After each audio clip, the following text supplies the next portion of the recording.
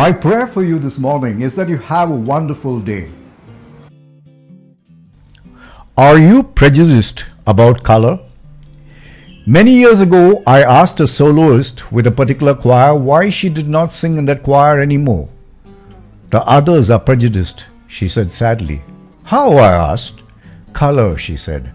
I'm dark and the others don't like me.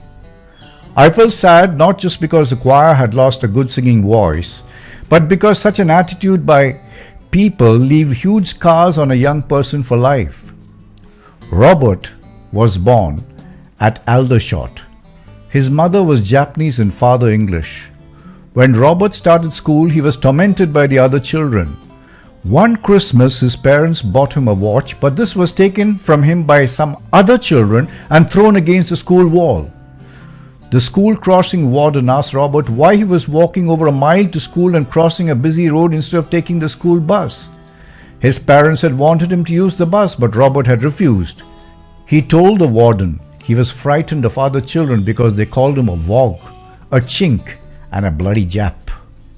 He walked to school for 3 weeks until one day when crossing the road he was knocked down by a car and killed. Said an African American priest, "If you do not like me because I am ignorant, I can be sent to school and educated. If you do not like me because I am dirty, I can be taught to wash and clean. If you don't like me because of my unsocial habits, I can be taught how to live in a society. But if you do not like me for the color of my skin, I can only refer you to the God who made me." I end with a humorous story. One day a long while back, a white bishop from New York was sailing for Europe on one of the great transatlantic liners of those years. When he went on board, he found another passenger was to share the cabin with him. After going up to the cabin, he came back to the purser's desk and inquired if he could leave his gold watch and other valuables in the ship's safe.